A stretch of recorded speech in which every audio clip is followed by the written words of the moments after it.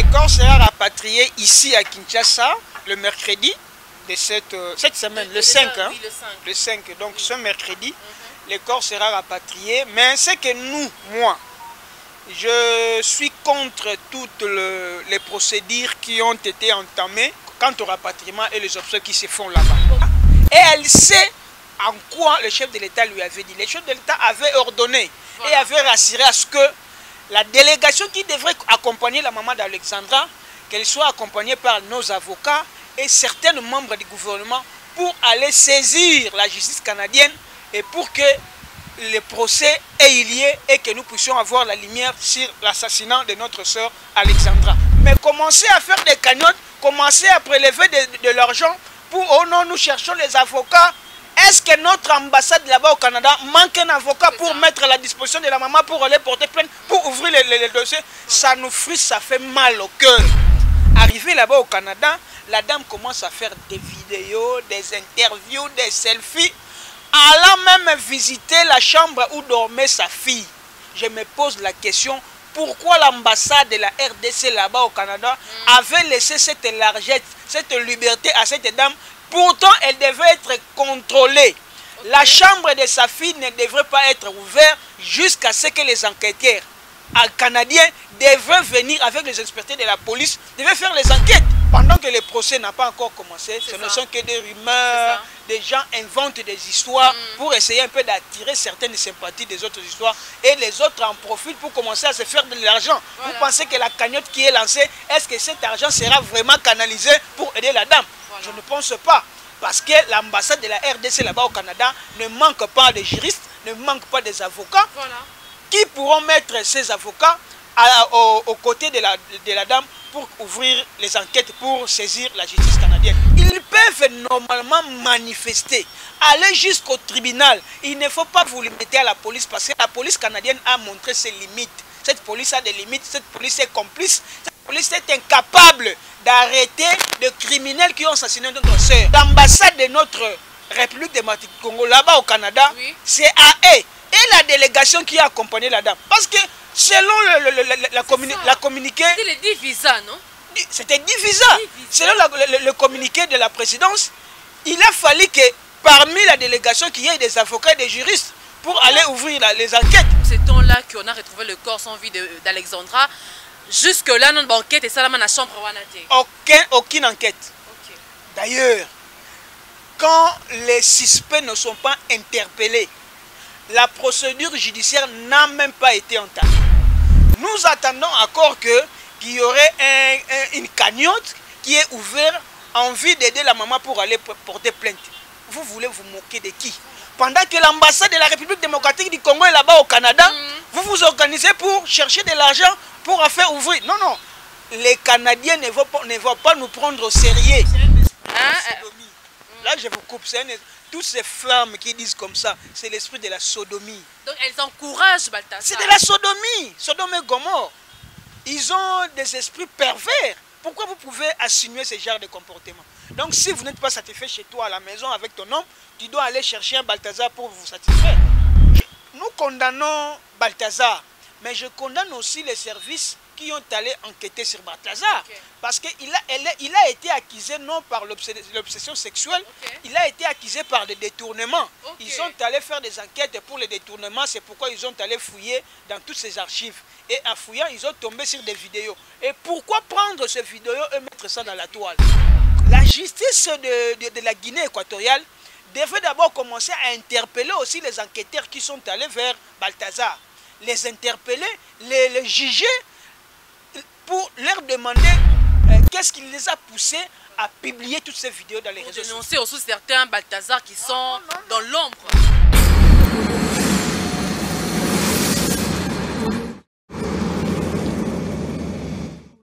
TV, matete toujours yaya idingwe. Aïe, les mamans t'étaient ma voisine, bon s'abonner à ma voisine massivement. Allez, ok, Dobika place pour commis, abonnez-vous. Dobika. Non. Heureuse de vous savoir nombreux en train de suivre votre chaîne MaTT Télévision. Fidèles abonnés, merci énorme pour votre confiance à la meilleure chaîne MaTT Télévision. Je dis un grand merci au boss Gauthier Toi Dilema, l'homme à la barbe blanche, 100% mouton qui nous suit depuis quelque part. Pourquoi pas dire un grand merci à celui qui est derrière la caméra, Dieudonné Maweja, pour sa patience. Très chers amis abonnés de MaTT Télévision, je vous reviens encore avec le dossier Alexandra. Qu'en est-il de ces dossiers? Sur ces plateaux, je vous signale déjà que je ne serai pas seule, je serai avec Dieudonné Maweja, avec qui nous allons parler premièrement sur les dossiers Alexandra. Qu'en est-il avec le rapatriement du corps? Parce que nous venons de voir le programme des obsèques d'Alexandra. Est-ce qu'elle sera enterrée là-bas au Canada ou soit son corps sera rapatrié au pays? Nous allons également parler de ces dossiers vraiment qui brillent sur Internet de ce monsieur au nom de Balthazar, un Guinéen marié, père de famille. Donc c'est vraiment triste qu'eux honteux. En citant même les noms Balthazar, parce que en citant son nom, je vois plusieurs vidéos sextapes qui circulent sur les réseaux sociaux. Vraiment, en tout cas, rien à dire, sans commentaire. Je ne vais plus ajouter quelque chose parce que, en tant que femme, je ne saurais continuer. Je demanderai juste à Dieudonné Maweja d'ouvrir le champ pour que nous puissions commencer avec notre mission de ces jours. Voilà, il est déjà là. Dieudonné Maweja, bonjour et bienvenue. Bonjour maman Tessia Mitusi. Voilà. Merci de m'avoir encore invité une fois de plus dans le plateau. Ça fait un bon bout de temps. Partout vous nous suivez, et que ce soit des Africains, des communautés africaines, européennes, pourquoi pas les Américains aussi qui parlent français.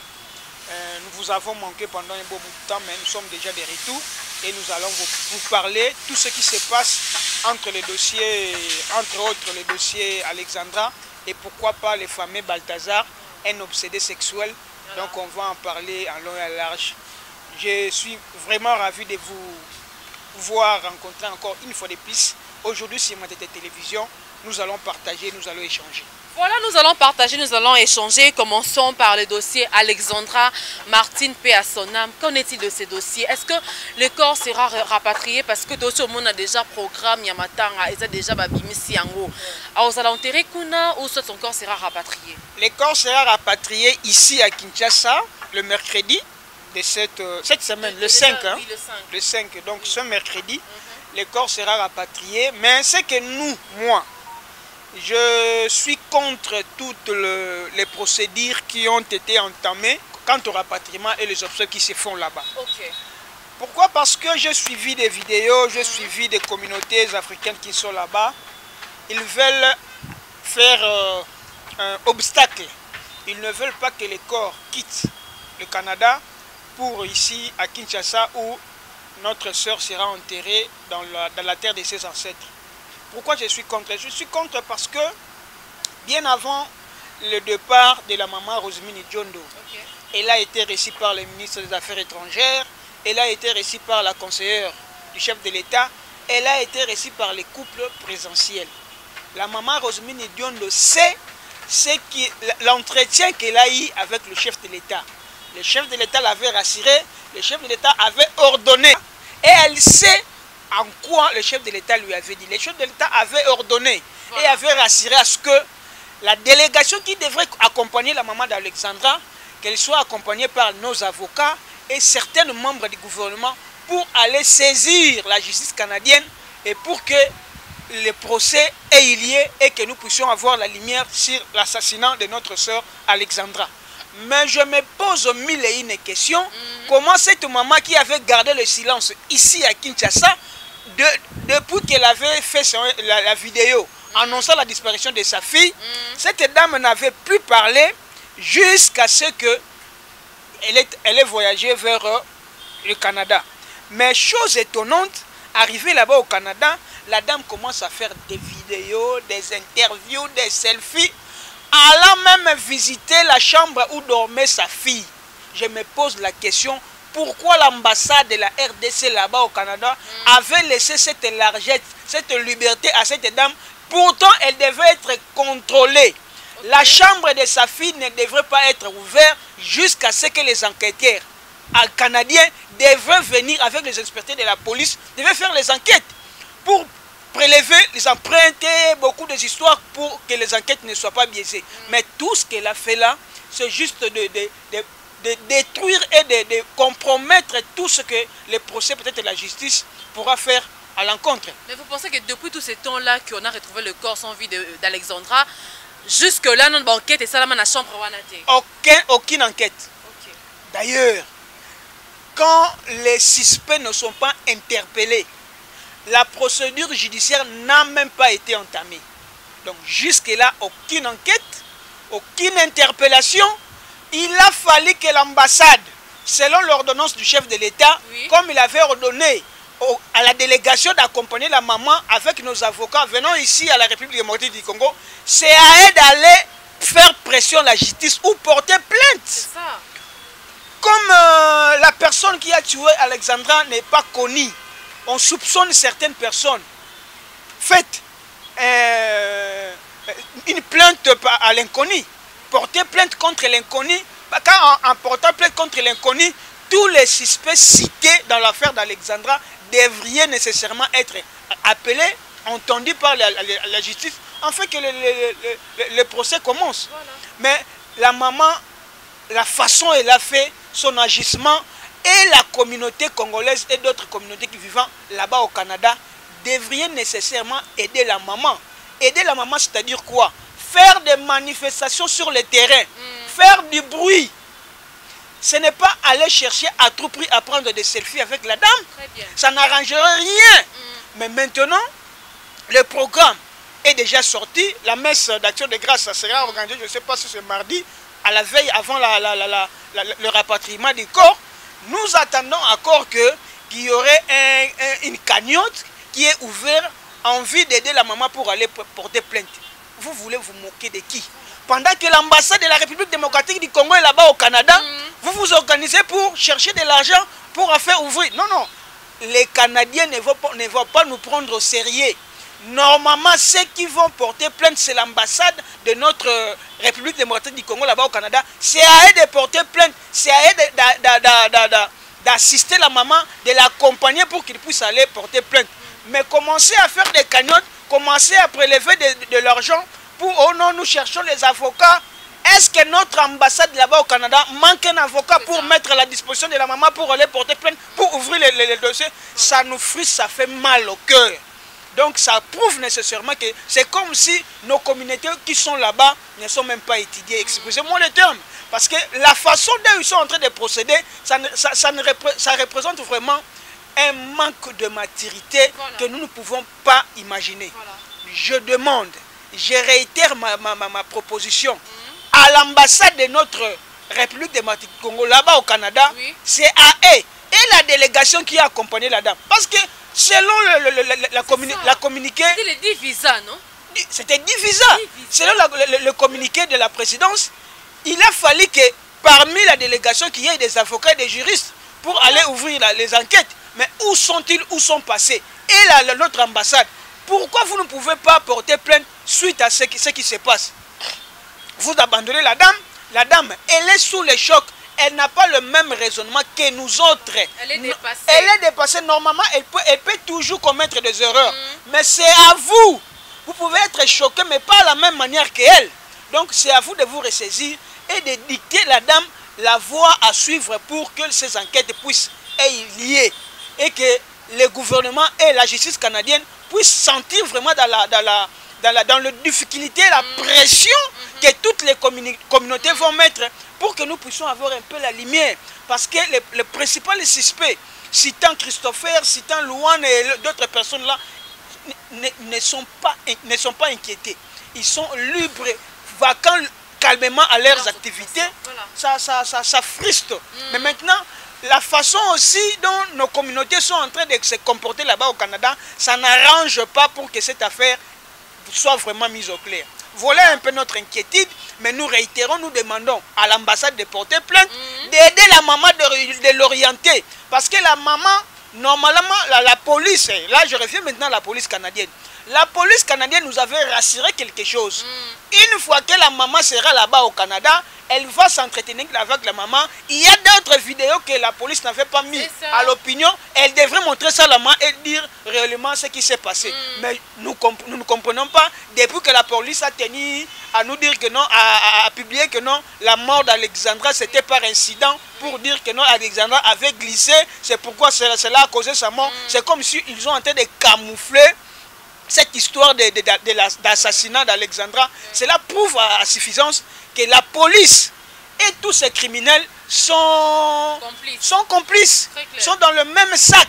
Donc la chose que nous devrions faire, c'est bypasser la police. Nous devrions maintenant saisir les instances judiciaires du Canada. C'est à ce niveau-là que nous puissions avoir un peu la lumière sur certaines histoires. Donc laissons un peu les histoires de la police, allons directement avec la justice canadienne pour démanteler et voir comment est-ce que nous pouvons mettre la main, parce que la famille canadienne marche de pair avec la police. Non, c'est la police de... Bon, en fait, la justice et la police ne peuvent pas être dans le même longueur d'onde. C'est la séparation du pouvoir. La police a ses limites, mais le tribunal et la justice en a aussi d'autres. Là où la police se limite, la justice pourra faire quelque chose. Parce que la justice peut interpeller même les policiers. Mais la police ne peut pas aller interpeller les justifiables. Donc, ce que nous devrions faire, c'est aider la maman à porter plainte. L'ambassade aussi de la RDC au Canada doit nécessairement emboîter les pas. Et les communautés qui veulent en sorte d'aider la maman, cela veut dire, vous devriez manifester, faire des actions de grandes envergures sur le terrain, faites du bruit, allez devant les instances judiciaires du Canada avec des calicots, avec des photos, pour dénoncer tous ces criminels qui sont en liberté, qui n'ont jamais été entendus ni interpellés, à commencer par Louane, Christopher et tous les noms cités. Voilà un peu, c'est ça ma proposition, voilà un peu la démarche nécessaire que nos communautés devraient nécessairement faire. C'est limité à faire des lives, c'est bien bon. Nous avons et nous aussi on fait des émissions. Non, nous sommes ici à Kinshasa, on fait des émissions rien que pour dénoncer, parce que on a été aussi menacé par rapport à nos propos en condamnant l'incapacité de la police canadienne vis-à-vis de ces enquêtes. Et à cela, ça nous a fallu des insultes, des menaces et tout ça. Mais nous ne cesserons de le dire. C'est limité à faire des lives. Ce n'est pas une mauvaise chose, mais nécessairement, nous devrions faire des grandes manifestations sur le terrain. Surtout nos frères africains, congolais qui sont là-bas au Canada, devraient descendre sur la rue, manifester avec des calicots, faire des bruits, faire la pression à la justice, peut-être à cela que cela pourra nous amener à d'autres solutions. Mais rester seulement dans des lives, rester seulement dans des émissions, dans les émotions, commencer à cotiser pour chercher des avocats, moi je pense que c'est une grosse erreur que nous ne pouvons pas faire. Parce que notre ambassade ne peut jamais manquer de juristes dans son effectif. Et la délégation qui a accompagné la dame, il y a aussi des avocats et des juristes. Bon, l'argent que vous allez récolter pour aller donner à l'avocat que vous avez besoin, ça nous apportera à quoi? Voilà un peu. Mais la question que doit aussi se poser, pourquoi se précipiter en ce qui concerne les rapatriements? Est-ce que Alexandre Koya, est-ce que nous au Canada, tout ça, sûr que l'enquête continue comme ça là? Bien sûr, bien sûr. Vous savez, nous avions fait des éléments avec Ryan, non? Ryan a été assassiné de la même manière ou presque similaire avec ceux d'Alexandra. Après l'enterrement de Ryan, il y a eu des procès. Mais je sais qu'il y a eu beaucoup de difficultés. Ryan était congolais sur le sol congolais, mais Alexandra est congolais sur le sol canadien. On voit déjà l'injustice des choses. Est-ce que Makambango... Le rapatriement des corps ne peut jamais exclure le processus du procès.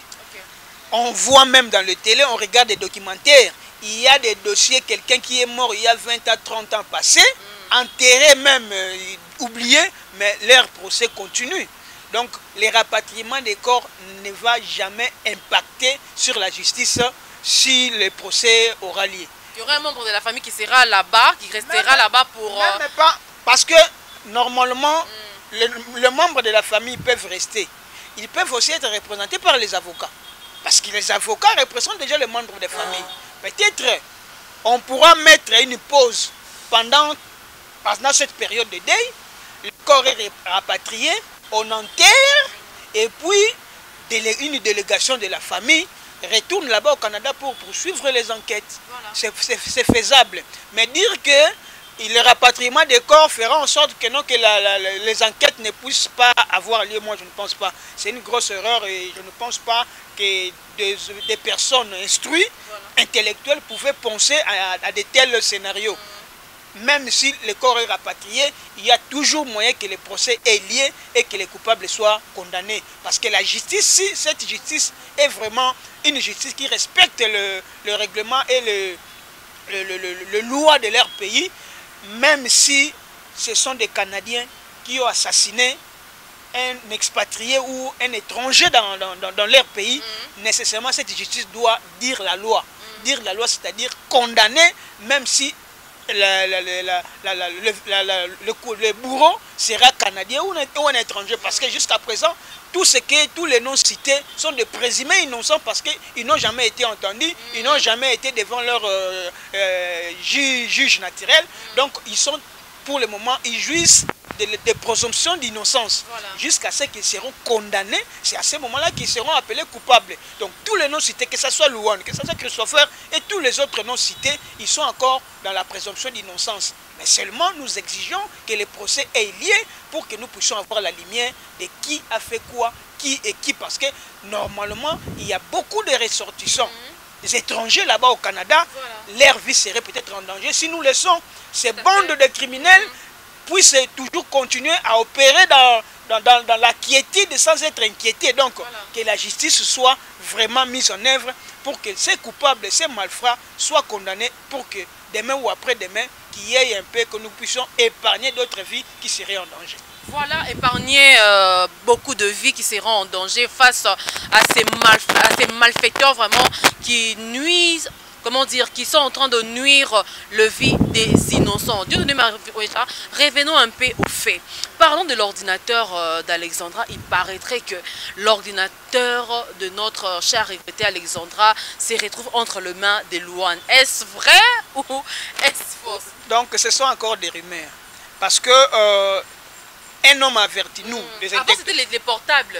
C'était des portables qui se retrouvaient entre les mains de Christopher. Il a été arrêté dans la frontière entre le Canada et les États-Unis. Oui. Et après, on nous dira que ce n'était pas le Christopher, les petits amis d'Alexandra, c'est un autre Christopher. Donc il y a toujours des rumeurs, des gens cherchent à faire sortir des histoires pour qu'ils soient un peu suivis, pour chercher même des l'histoire de paire de lunettes. Je vous dis, normalement, pour que nous puissions avoir la lumière sur toutes ces histoires, il faut que les procès commencent. Dès que les procès... Mais il faut faire la pression, c'est ça le problème. Nos communautés, nos frères africains qui sont là-bas et congolais, qu'est-ce qu'ils font? Vous êtes toujours dans des lives. Est-ce que les lives, depuis qu'on a commencé... Ils sont dans la zone des trois villes. Est-ce que là-bas, dans la zone des trois villes, il y a aussi plusieurs Congolais, plusieurs Camerounais? Bien sûr, il y a beaucoup de... D'ailleurs, cette région des Trois-Rivières, il y a plusieurs ressortissants africains là-bas. Okay. Ils sont au grand nombre. Parce que l'université là regorge beaucoup d'étrangers, surtout des Africains. Ils peuvent normalement manifester, aller jusqu'au tribunal. Il ne faut pas vous limiter à la police parce que la police canadienne a montré ses limites. Cette police a des limites, cette police est complice, cette police est incapable d'arrêter des criminels qui ont assassiné notre sœur. Alors ce qu'il faut faire, il faut laisser la police. Dirigeons-nous maintenant au gouvernement, dirigeons-nous à la justice canadienne, peut-être là-bas, avec la pression des Congolais et des ressortissants africains et la pression de notre gouvernement. Nous exigeons cela au gouvernement qu'il puisse s'ingérer un peu dans cette histoire pour que nous puissions avoir la lumière. Parce que c'est un Congolais qui a été tué au Canada. Et notre ambassade qui est là-bas au Canada, c'est un diplomate. L'ambassade là-bas représente le chef de l'État au Canada et aussi doit faire la pression de la justice canadienne pour que le procès ait lieu. Parce que si les enquêtes commencent, nous aurons la lumière sur tout ça. Toutes ces rumeurs-là vont disparaître. Nous verrons qui a fait quoi, qui est réellement Louane, qu'est-ce que Louane a fait par rapport à l'assassinat d'Alexandra. là où elles habitaient, la chambre d'Alexandra, parce qu'il y aura des fouilles même au domicile de Louane. Il y aura des fouilles même au domicile là où peut-être Christopher est camouflé, peut-être il est en cavale quelque part. Nous saurons toutes les histoires si seulement les enquêtes commencent, si les procès commencent. Mais tout ce qui se passe, pour le moment, pendant que le procès n'a pas encore commencé, ce ne sont que des rumeurs, des gens inventent des histoires pour essayer un peu d'attirer certaines sympathies des autres histoires et les autres en profitent pour commencer à se faire de l'argent. Vous pensez que la cagnotte qui est lancée, est-ce que cet argent sera vraiment canalisé pour aider la dame? Je ne pense pas. Parce que l'ambassade de la RDC là-bas au Canada ne manque pas de juristes, ne manque pas des avocats qui pourront mettre ces avocats aux côtés de la dame pour ouvrir les enquêtes, pour saisir la justice canadienne. Voilà un peu ce que nous nous exigeons, ce que nous demandons à l'ambassade et au gouvernement, qu'ils puissent entrer, s'ingérer un peu dans cette histoire pour que notre sœur soit enterrée en paix et que nous puissions un peu avoir la lumière de tout ce qui s'est passé. Ce n'est pas un animal qui a été tué, c'est un être humain. Voilà un peu. Voilà, quittons les dossiers Alexandra pour les dossiers Balthazar, tout de Maouéja. Je sais que vous êtes parents, vous êtes responsables. Plus de 400 vidéos sextapes. Un seul homme avec différentes figures féminines. Je ne sais pas ta réaction par rapport à tout ce qui s'est... Bon, à toutes ces vidéos-là. Parce que dans ces vidéos, nous avons des femmes mariées, des femmes pieuses, des femmes enceintes même. Je ne sais pas ton impression par rapport à ça. C'est pourquoi donnerais-je raison à celui qui avait dit que la femme est la 7e bête après le crapaud? Donnerais-je raison à cette personne? Vous savez cet adage, non? Que la femme serait la 7e bête après le crapaud. Donc, quand moi je vois cet homme, c'est un obsédé sexuel. Parce que quand vous voyez d'abord dans sa famille, il a une femme avec plusieurs enfants. 6 enfants. Donc, avec des écarts d'âge un peu trop rapprochés. Hein? Je ne sais pas, est-ce que ce sont des jumeaux ou ce sont des enfants qui naissent normalement.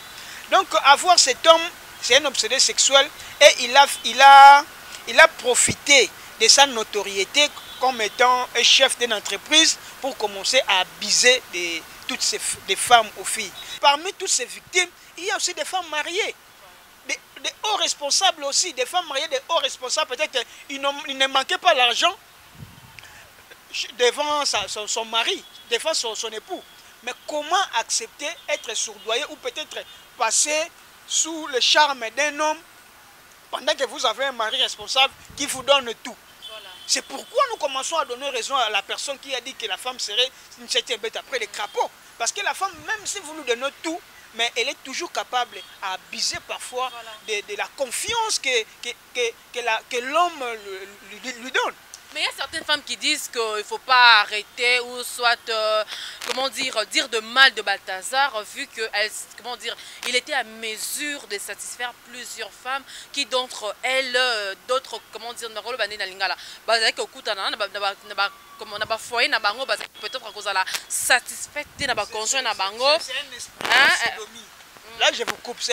Toutes ces femmes qui disent comme ça, c'est l'esprit de la sodomie. Donc, elles encouragent Balthazar. C'est de la sodomie. Sodome et Gomorrhe. Ils ont des esprits pervers. Pourquoi vous pouvez assumer ce genre de comportement? Donc, si vous n'êtes pas satisfait chez toi à la maison avec ton homme, tu dois aller chercher un Balthazar pour vous satisfaire. Ça, c'est de la dépravation. C'est insensé. Une femme normale ne peut pas prononcer ce genre de propos. Je suis désolé pour ce genre de femmes-là.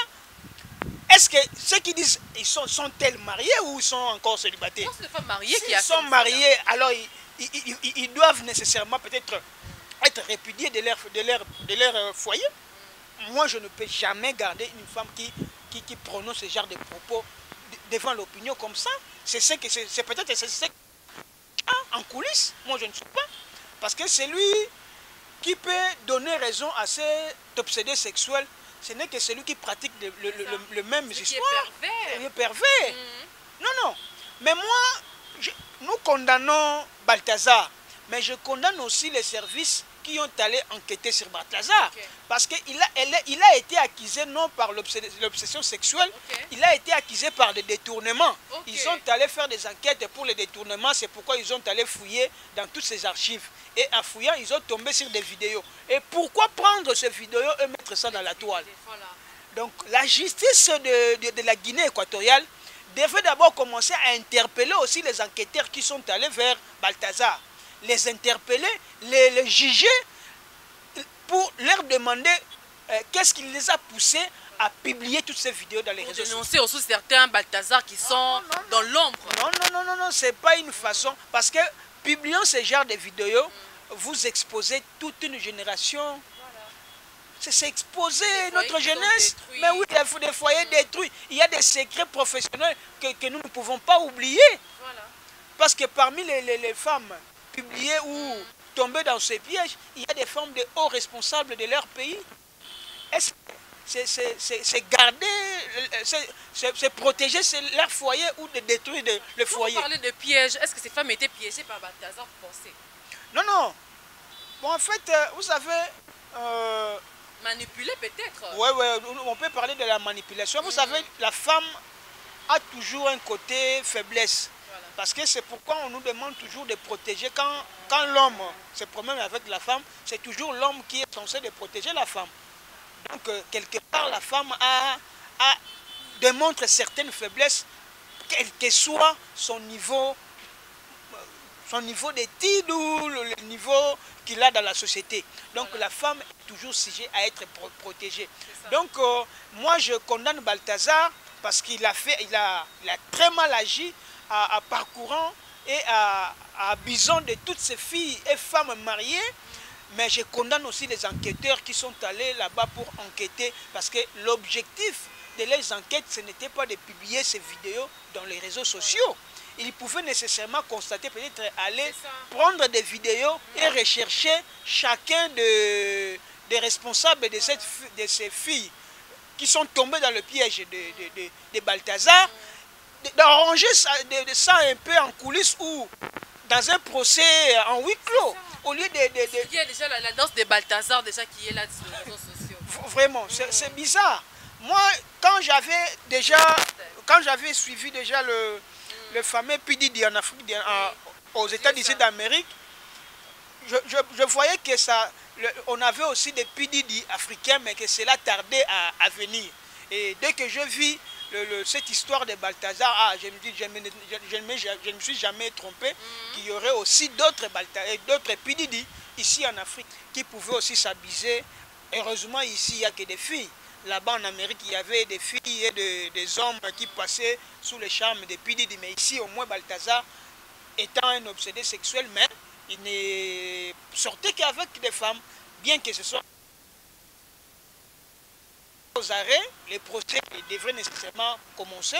Et nous ne savons pas est-ce que le procès sera axé sur son obsession sexuelle ou bien sur le détournement de fonds que les enquêteurs avaient mission pour aller enquêter. Parce qu'ils avaient une mission d'aller enquêter sur le détournement des fonds. Parce que c'est comme si c'est un enfant d'un haut responsable de Guinée équatoriale et ce sont eux qui sont responsables d'une entreprise publique, quelque chose de ce genre.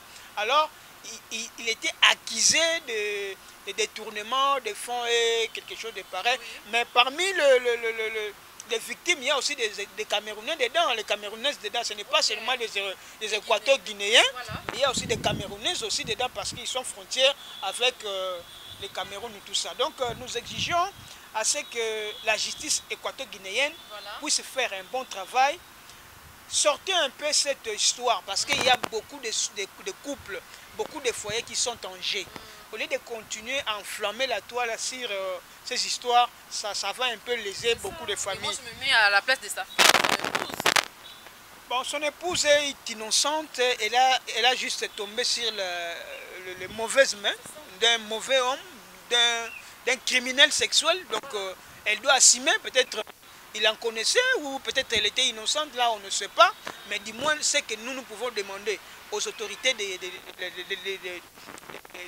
Guinée équatoriale qu'ils puissent faire en sorte que ce procès soit traité d'une manière objectif, pris au sérieux, et pour que cela ne puisse pas affecter et déranger beaucoup de foyers. Donc nous, je suis de même avis pour toutes les filles. Peut-être il y a d'autres filles qui ont été poussées rien que par manque d'argent, parce que l'homme était influent, il avait un peu d'argent. C'est grâce à son influence et à l'argent qu'il possédait qu'il a pu séduire des filles et de mamans. Il faut quand même se protéger parce que la plupart des vidéos, on voit le monsieur, il ne se protège pas, la fille ne se protège pas. Il y a un certain temps, les gens oublient qu'il y a le sida et d'autres maladies sexuellement transmissibles. Pour le moment, la jeunesse, et beaucoup de personnes n'utilisent même plus de préservatifs. Ils ne se préservent plus. Alors, je ne sais pas, la campagne contre le sida, la campagne de se protéger, tout ça, c'est comme si ça n'a pas d'influence. Nous demanderons aux autorités, au gouvernement du monde entier, qu'ils puissent un peu se réveiller, parce que le message, c'est comme si à part le sida, il y a des maladies sexuellement transmissibles qui sont plus graves que le sida. Donc, la communauté Nabiso, bongo, tirer vraiment attention. Et le gouvernement équato-guinéen et la justice, ça en sorte que non, justice, est vraiment. Mais pour ma maman, qui va marier, qui tombé dans le filet, ce monsieur, ce meurtrier Balthazar, en tout cas, je suis désolé. Sort na bango, ça réservé. Que leur mari, non, balimbisa bango te. Sort na bango. Pardonné. Comment ça? Balimbisa bango te. Bamibali na bango, que leur mari, leur sort est entre les mains de leur mari. Basala na bango oyo bango balingi. Moi je ne peux jamais dire balimbisa bango. Qu'elle ne soit jamais pardonnée. Mais vous pouvez voir dans quel contexte que vous pouvez voir si vous pouvez pardonner ou sanctionner. Parce que la Bible nous donne l'accès de répudier la femme qui a commis l'adultère. La Bible l'autorise. La Bible, si la Bible l'autorise, qui suis-je pour ne pas l'autoriser? Donc leur sort est entre les mains de leur mari. Très bien, merci beaucoup Dieudonné Maweja pour ce numéro. Merci à vous, très chers abonnés de Matete Télévision, à nos frères et sœurs de la diaspora, nos frères et sœurs de l'Afrique entière. Merci beaucoup parce que vous êtes là en train de commenter. Encouragez-nous dans ce travail, nous avons besoin de vous. Alors je dis un remercie au boss Gauthier Ntwadile Mamukoka, également à ceux qui étaient derrière la caméra. À vous tous, faites-nous confiance parce que nous allons y revenir. Les dossiers Balthazar également, nous allons y revenir avec beaucoup plus d'informations. Quant à moi, la vôtre, d'ici à la Perle Mitussi, je vous donne rendez-vous prochainement. Au revoir, bye.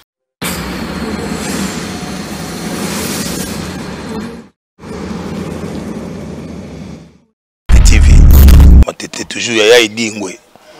Aïe, les mamans t'étaient ma voisine, vous s'abonner à ma voisine. Massivement, allez, ok, Dobika place, abonnez-vous, Dobika.